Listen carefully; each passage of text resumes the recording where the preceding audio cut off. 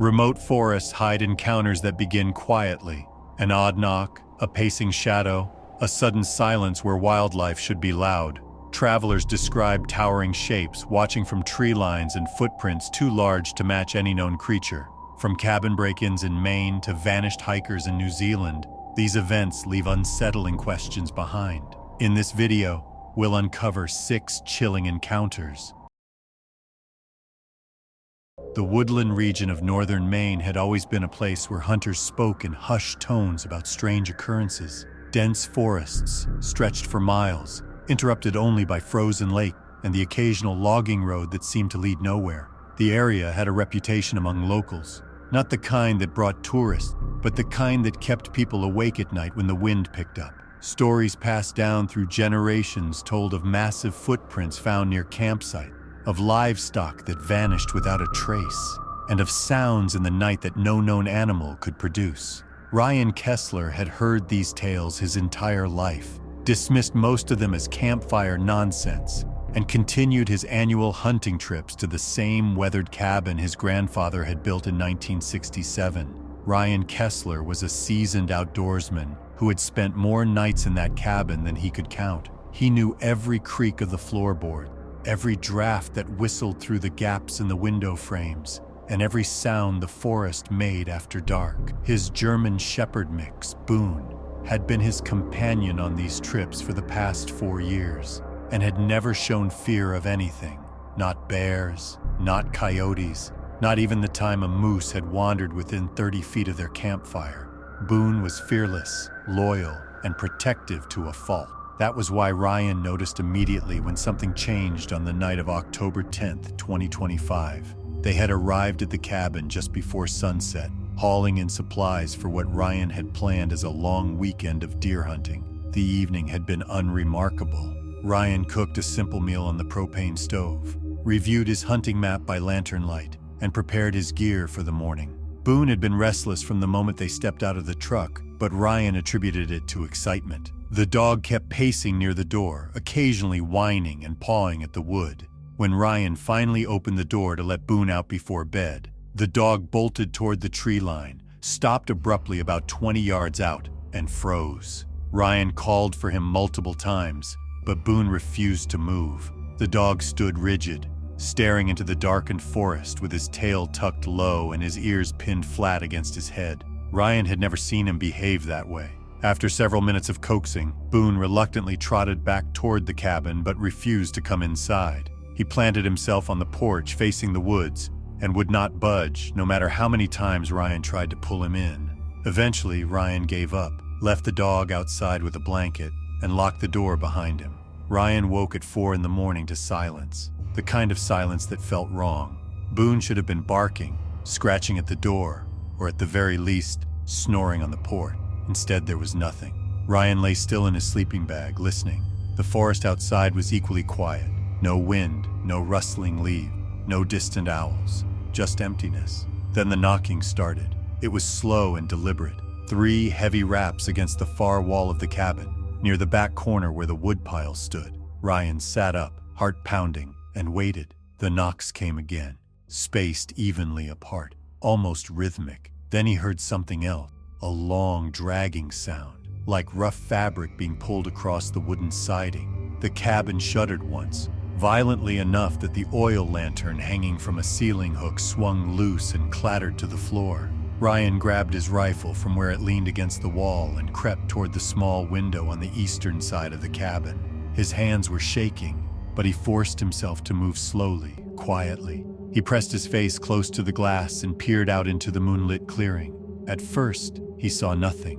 Then movement caught his eye. A figure crossing between 2 massive pines about 30 yards out. It was tall, impossibly tall, with broad shoulders and long limbs that moved with a strange, loping stride. The figure moved upright, walking on 2 legs, but its proportions were all wrong. Too large to be a person, too controlled and deliberate to be any animal Ryan had ever encountered. The figure disappeared behind the trees, and for a moment Ryan thought it might be over. Then the knocking resumed, this time on the northern wall, then the eastern wall, then the southern. The pattern continued for over an hour, the knocks traveling around the cabin in a slow, methodical circuit. Occasionally, Ryan heard heavy footsteps crunching through the underbrush, always just outside his line of sight. He kept the rifle trained on the door, finger near the trigger, barely breathing. Boone made no sound the entire time. Not a bark, not a whimper, nothing. That terrified Ryan more than anything else. As the first light of dawn began to creep through the tree canopy, the sound stopped. Ryan waited another 30 minutes before he dared to unlock the door and step outside, rifle still in hand. Boone was huddled beneath the porch, trembling violently, his eyes wide and glassy. Ryan had to coax him out gently, speaking in soft tones until the dog finally crawled forward and pressed against his leg. Ryan circled the cabin slowly, inspecting the ground. What he found made his stomach drop. Enormous footprints, bare and deeply pressed into the soft earth, formed a complete ring around the structure. Each print was at least 18 inches long, with 5 distinct toe impressions splayed wide. The stride length between prints was far longer than any human could manage. The tracks came from the forest to the north, circled the cabin multiple times, and then headed back into the dense woods toward the east. Ryan packed his gear in less than 20 minutes, loaded Boone into the truck, and drove away without looking back. He never returned to that cabin. When he mentioned the incident to a few friends weeks later, most laughed it off or offered rational explanations. A bear, a prank, a vivid dream. But Ryan knew what he had seen and heard. Something large, intelligent, and deliberate had circled his cabin that night, knocking on the walls with purpose, testing the structure, observing him. Whatever it was, it had known he was inside, and it had decided, for reasons Ryan would never understand, to let him leave. The southern backcountry of New Zealand's South Island had always attracted experienced hikers seeking isolation and untouched wilderness.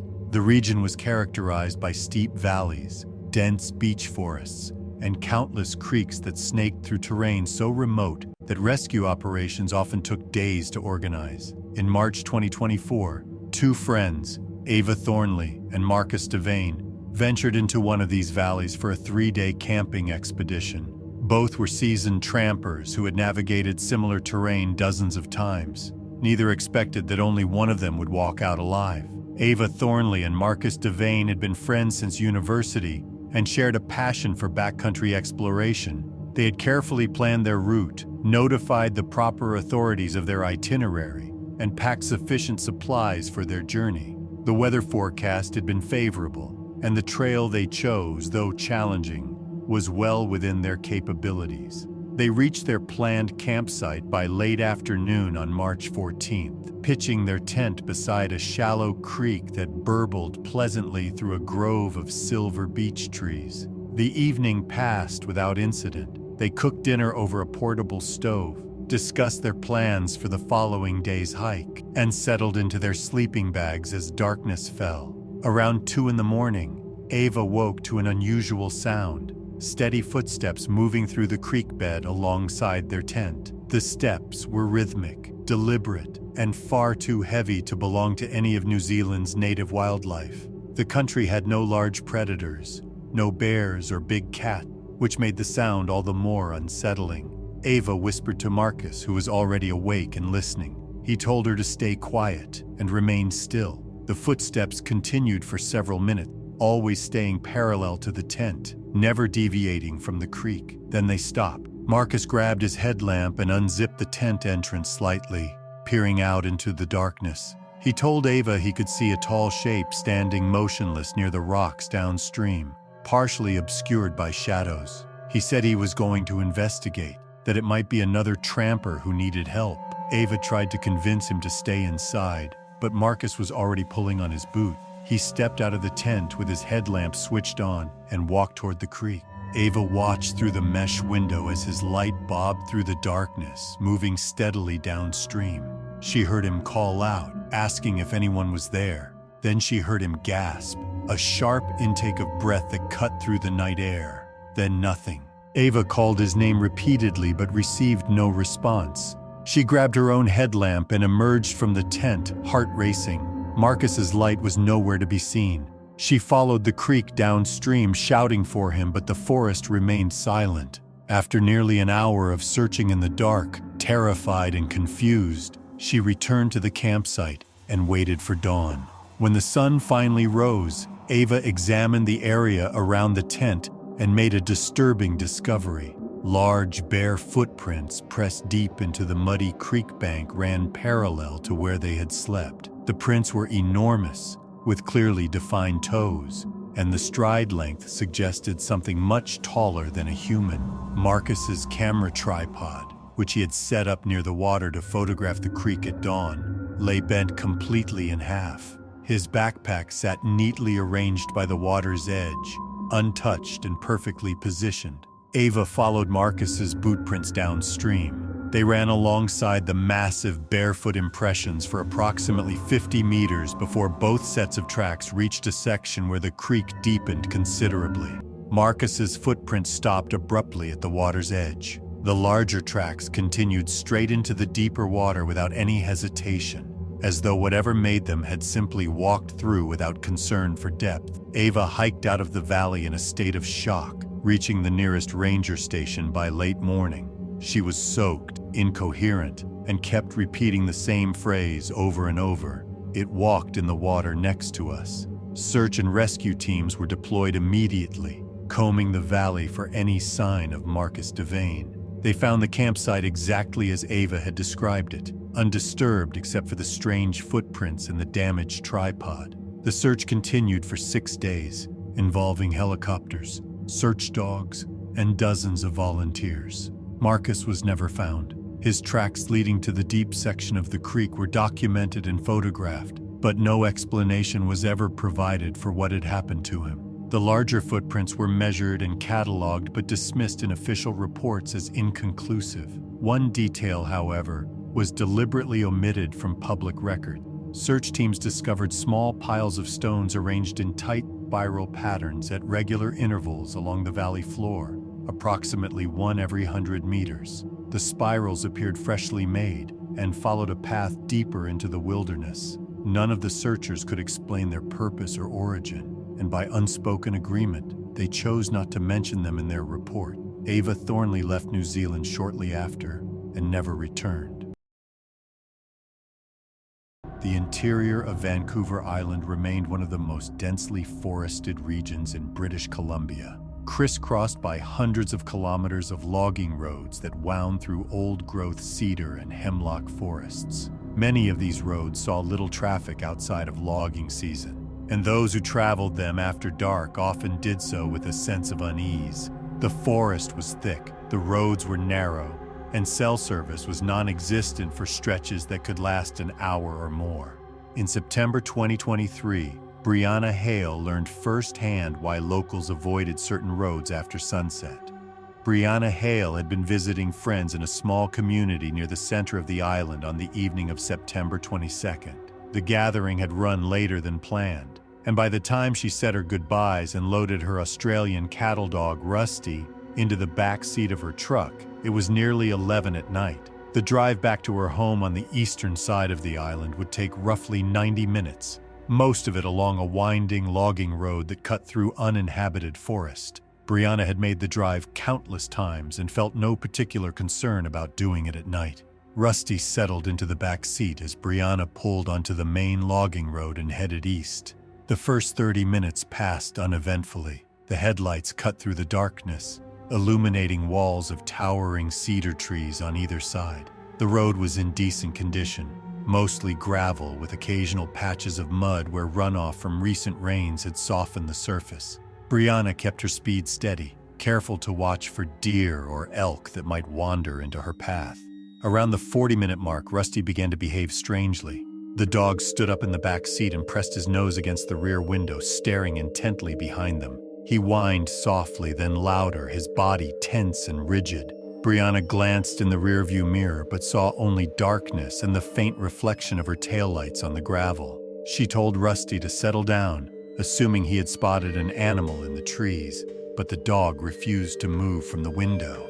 A few minutes later, Brianna approached a section where a recent washout had eroded part of the road shoulder. She slowed to navigate around it carefully, and as her truck crawled forward at barely 10 kilometers per hour, she heard something that made her blood run cold. Footsteps. Heavy, deliberate footsteps coming from directly behind the truck, matching her reduced speed exactly. The steps were slow and measured, two-legged, striking the gravel with a weight that suggested something far larger than a person. Brianna stopped the truck completely and shut off the engine. The footsteps stopped. She sat in silence, gripping the steering wheel, listening. Rusty had gone silent too, still staring out the back window but no longer whining. The forest around them was utterly quiet. No wind, no birds, no rustling leaves, just suffocating stillness. After nearly a minute, Brianna turned the key and let the engine idle. She pressed the accelerator gently and rolled forward. The footsteps resumed immediately, keeping pace with her truck. Panic began to set in. Brianna accelerated harder, bringing the truck up to 30 kilometers per hour. The footsteps behind her quickened but maintained the same rhythm. Slow, steady, deliberate. She checked the rearview mirror repeatedly but could see nothing beyond the reach of her taillights. Rusty began to growl low in his throat. His eyes locked on something behind them that Brianna could not see. She made a decision. She would drive straight through without stopping until she reached the main highway, still at least 40 minutes away. She pressed the accelerator further, bringing her speed up to 50 kilometers per hour despite the rough road conditions. The footsteps continued for another few minutes, always just behind her, always matching her pace. Then abruptly, they stopped. Brianna did not slow down. She kept driving, hands trembling, heart pounding. Rusty finally turned away from the rear window and lay down on the seat, but his body remained tense. After about 10 minutes, Brianna allowed herself a glance in the side mirror. The taillights briefly illuminated the road behind her, and for just a fraction of a second, she saw something that made her stomach drop. A tall figure stood between two massive cedar trees at the road's edge, completely motionless, watching her truck recede into the distance. The figure was huge, far taller than any person, with broad shoulders and long arms that hung at its sides. Then it was gone, swallowed by darkness. Brianna did not look in the mirror again. She drove straight through to the highway, white-knuckled and barely breathing, and did not stop until she reached a gas station with bright lights and other people. She sat in the parking lot for nearly an hour, waiting for her hands to stop shaking before attempting the final stretch home. The next morning she called her neighbor, Garrett Monroe, and convinced him to drive back to the logging road with her. She needed to know if she had imagined it, if fear had created something that was not there. Garrett agreed, and they returned to the section of road where Brianna had slowed for the washout. What they found was undeniable. A sequence of large, deeply pressed impressions ran along the road shoulder for approximately 200 meters. The prints were bare, with clearly defined toes, and each one was pressed at least 5 centimeters into the packed gravel. The stride length between prints was impossibly long, far exceeding what any human could produce. Garrett took photographs and measured several of the prints. He offered no explanation for what could have made them. Brianna asked if they should report it to anyone, but Garrett shook his head and suggested they leave it alone. Some things, he said, were better left unexplained. Rusty refused to leave the truck the entire time they were there, whining whenever Brianna opened the door. She never drove that logging road at night again. The Orongi Range in the southern region of New Zealand's North Island was known for its rugged terrain and challenging trails that attracted experienced runners and hikers year-round. The range featured steep slopes, dense scrubland, and breathtaking views that made the difficult climbs worthwhile. The area had a small but dedicated community of trail runners who knew every path, every incline, and every potential hazard. Nate Serrano was one of those runners. On the morning of June 18, 2021, he set out for a pre-dawn run along a route he had completed dozens of times. He never came back. Nate Serrano was 34 years old, exceptionally fit, and had been trail running for over a decade. He knew the Orongi Range better than most, having logged hundreds of kilometers on its trails over the years. He was meticulous about safety, always carried a radio, and maintained regular contact with his running partner, Theo Briggs, who lived nearby. Nate's border collie Juno accompanied him on almost every run and was as experienced on the trails as her owner. On the morning of June 18th, Nate left his home at 5:30, hoping to complete a ridge run before the sun fully rose. He radioed Theo at 5:50 to confirm he was on the trail and that conditions were good. At 6:15, Theo received another transmission from Nate, but this time his voice sounded strained and uncertain. Nate reported that something was pacing him on the ridge above, moving parallel to his path but staying just out of clear sight. He said it had been following him for at least 10 minutes, and the Juno was behaving erratically, constantly looking up the slope and whining. Theo asked if Nate wanted him to come out, but Nate said he would push through to the next checkpoint and reassess. That was the last transmission Theo received. When Nate failed to arrive at the checkpoint within the expected time frame, Theo drove to the trailhead and began hiking up the route himself. He found Juno approximately 3 kilometers from where Nate had started, running down the trail at full speed with bloodied paws from what appeared to be an extended sprint on rough terrain. The dog was frantic and refused to go back up the trail, pulling hard against Theo's attempts to lead her in that direction. Theo immediately contacted search and rescue, and teams were deployed within the hour. They began at the point where Nate had made his last radio call and worked their way along the ridge. What they discovered was deeply unsettling. Large, barefoot impressions pressed deep into the rocky soil ran parallel to the trail for nearly 2 kilometers, always staying on the slope above the path. The prints were enormous, with a stride length that suggested something much taller and faster than a human.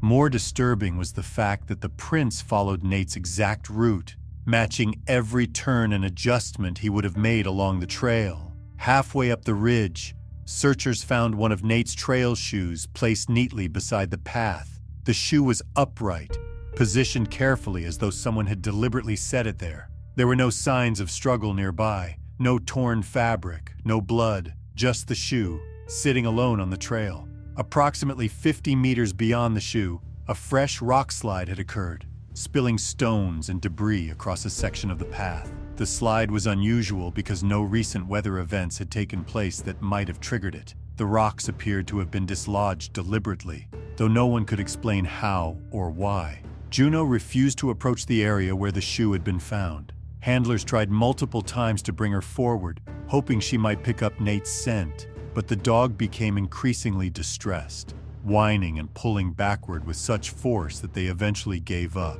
Her behavior was noted in the official search report as highly abnormal for a trained working dog. The search continued for 3 days, involving helicopters, ground teams, and volunteers from the local running community.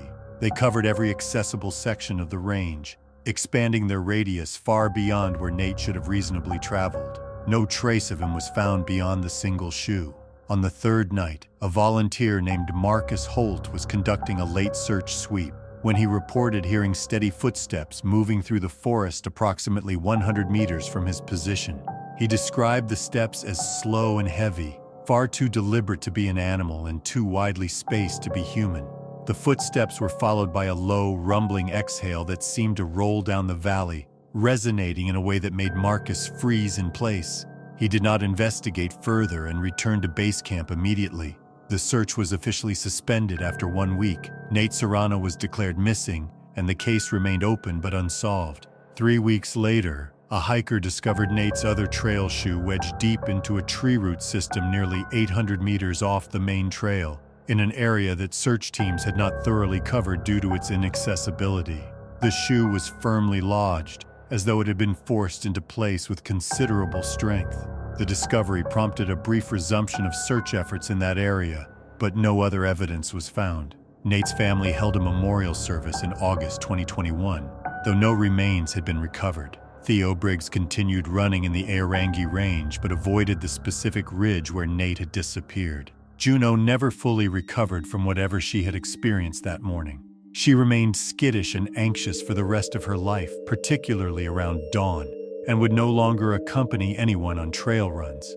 The case of Nate Serrano's disappearance became one of many unsolved incidents in New Zealand's backcountry, filed away with no definitive answers and no closure for those who knew him.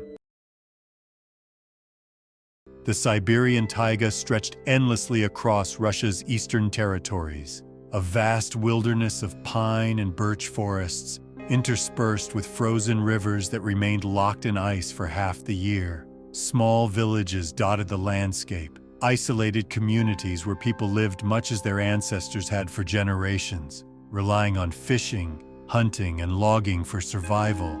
The taiga was unforgiving, beautiful, and occasionally deadly. In February 2019, a fisherman named Ivan Petrov ventured alone to a remote river section and became part of the region's growing collection of unexplained disappearances. Ivan Petrov was 52 years old and had spent his entire life in a small village approximately 200 kilometers north of Khabarovsk. He was an experienced outdoorsman who knew the taiga intimately and had fished the local rivers since childhood. Ivan was cautious, methodical, and well-respected among the village's tight-knit community. When he announced his intention to spend 2 days ice fishing at a remote river bend known for its healthy pike population, no one expressed concern.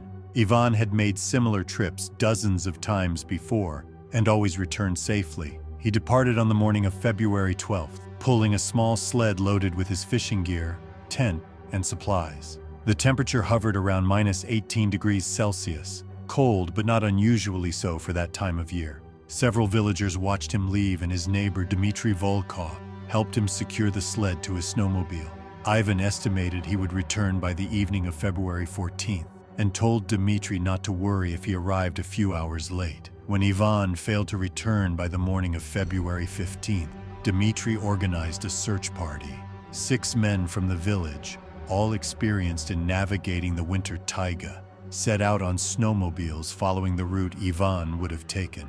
They reached the river bend by early afternoon and immediately spotted Ivan's boat still tied securely to the riverbank. The boat was undisturbed, his fishing nets were neatly coiled inside, and none of them had been deployed into the ice holes he had drilled. The searchers spread out, calling Ivan's name and scanning the surrounding area. One of them, a man named Pyotr Sokolov, found Ivan approximately 300 meters from the river, lying face down in the snow beneath a massive pine tree. Pyotr shouted for the others, and they rushed to the spot, hoping Ivan might still be alive. He was not. Ivan's body was cold and stiff, clearly deceased for at least a day, possibly longer. What disturbed the searchers immediately was the arrangement of the scene. Ivan lay in a peaceful position, arms at his sides, as though he had simply lain down to rest. There were no signs of a struggle, no injuries visible on his body, and no evidence of a fall despite the uneven terrain. His fishing gear was placed neatly beside him, his tackle box, ice auger, and thermos arranged in a tidy row. The positioning was deliberate, almost ceremonial, and entirely inconsistent with how someone who had collapsed from hypothermia or exhaustion would fall.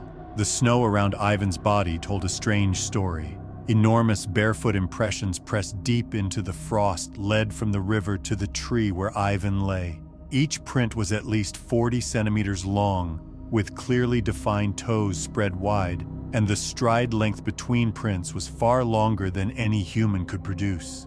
The tracks approached the river from dense forest to the north, moved directly to where Ivan's boat was tied, and then proceeded in a straight line to the pine tree. Beyond the tree, the tracks disappeared into thick underbrush, leaving no clear indication of where they had gone. The branches along the path between the river and the tree had been bent low and broken at a height of approximately 2.5 meters, as though something very tall had pushed through without bothering to duck or navigate around obstacles. Several of the searchers noted an overwhelming smell lingering around the tree, earthy, musky, and organic, like wet fur mixed with decaying vegetation. The scent was so strong that it made some of them feel nauseated, and it seemed to emanate from the ground itself. Pyotr examined Ivan's body carefully while they waited for authorities to arrive. There were no wounds, no bruising, no broken bones. Ivan's winter clothing was intact and properly fastened. His face showed no expression of fear or pain, just a blank neutrality that Pyotr found deeply unsettling. It appeared as though Ivan had died without struggle or awareness, simply ceasing to exist in one moment. Local authorities arrived the following day and conducted their own investigation. They photographed the footprints, measured them, and documented their size and pattern. The official report listed Ivan's cause of death as hypothermia, though medical examination revealed no clear reason why a healthy, experienced outdoorsman would have left his boat and supplies to lie down in the snow 300 meters away. The footprints were mentioned in supplementary note, but not included in the primary findings. The village held a funeral for Ivan Petrov 1 week later. The mourners were somber and spoke in hushed tones about what had been found. Pyotr and the other searchers shared their accounts with trusted friends, but most people in the village already knew similar stories. The taiga had taken people before under circumstances that defied explanation. Hunters found far from their camps, bodies positioned strangely, massive footprints leading to and from the scenes. After Ivan's death, local fishermen began avoiding the river bend where he had been found. The area developed a reputation, passed along through quiet conversations and careful warnings. Older residents spoke of something that moved through the forest in winter, something that watched the rivers and sometimes took an interest in those who ventured too far alone. They had no name for it, only a shared understanding that certain places should be avoided and certain signs should not be ignored. The river remained frozen and silent, and no one from the village fished there again. The coastal forests of Oregon were scattered with small, remote RV parks that catered to travelers seeking solitude and natural beauty. These parks were often tucked deep within groves of towering cedar and Douglas fir, miles from the nearest town, offering little more than basic amenities and quiet isolation. Most visitors appreciated the peace and the opportunity to disconnect from daily life. In August 2020, a man named Elliot Kramer chose one such park for an overnight stop during a solo cross-country road trip. What he experienced that night convinced him that some places were never truly empty, no matter how abandoned they appeared. Elliot Kramer was 38 years old and had been traveling alone in his recreational vehicle for nearly 3 weeks, working his way down the Pacific coast from Washington toward California. He was a freelance photographer taking time between assignments to explore the region and capture landscape images for his portfolio. On the evening of August 23rd, he pulled into a small RV park that he had found listed in an outdated guidebook. The park was called Cedar Hollow, though no official sign marked the entrance, just a weathered wooden post with faded lettering barely visible through moss and rot. The park consisted of roughly a dozen sites arranged in a rough semicircle beneath massive old-growth cedars. Only 2 other RVs were present when Elliot arrived, both appearing unoccupied with their windows dark and no vehicles parked nearby. The park had a desolate quality that Elliot found slightly unsettling, but the price was reasonable, and he was exhausted from driving. He paid the fee by dropping cash into an unmanned collection box and chose a site near the center of the semicircle, where he had clear sight lines in all directions. Elliot set up his camp chair outside the RV, started a small fire in the provided pit, and spent the evening reviewing photographs on his laptop. The forest was remarkably quiet. No bird, no wind rustling through the trees, just heavy stillness that seemed to press down from the canopy above. Around 10 o'clock, Elliot extinguished the fire, reclined his camp chair to stargaze briefly, and then retreated inside the RV. He locked the door, changed into sleeping clothes, and settled into bed just after 11. He woke at 1:30 in the morning to a sound that immediately raised the hair on the back of his neck. A low, rhythmic thumping echoed through the campground, not loud but persistent and deliberate. At first, Elliot assumed another camper had arrived and was setting up in the dark, but the sound did not match any activity he could identify. The thumping circled his RV slowly, pausing at irregular intervals before resuming.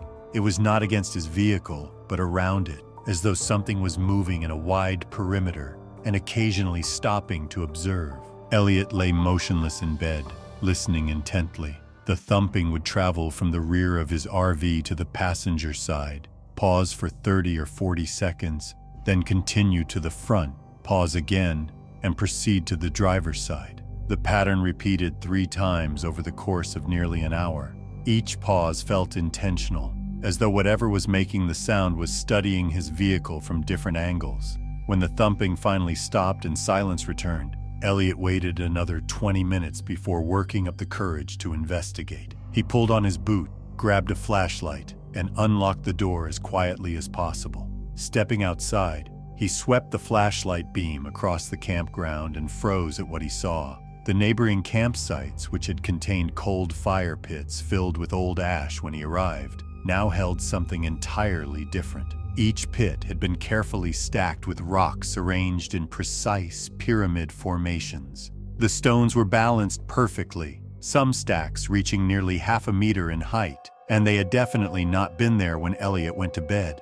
The constructions were deliberate and required time and skill to create, yet Elliot had heard no sound of rocks being moved or placed. He aimed his flashlight at the ground around his RV and felt his stomach drop. Enormous barefoot impressions pressed deep into the damp soil circled his vehicle 3 complete times. The prints were fresh, clearly defined, and far larger than any human footprint. Each print showed 5 distinct toes splayed wide, and the stride length between them was impossibly long, easily twice what Elliot could manage even at a full run. The tracks led away from his RV toward the tree line at the edge of the campground and then simply vanished, as though whatever made them had either stopped leaving prints or had somehow left the ground entirely.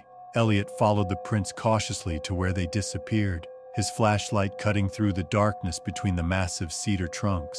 He found nothing beyond that point. No broken branches, no disturbed undergrowth, no indication of where the creature had gone.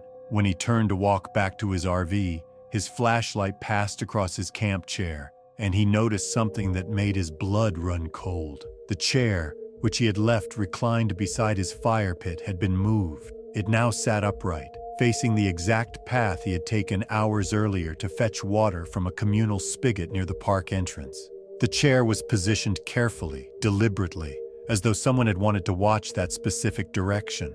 Elliot had not touched the chair since reclining it before bed, and no wind could have knocked it upright. Someone, or something, had adjusted it while he slept. Elliot did not go back inside the RV.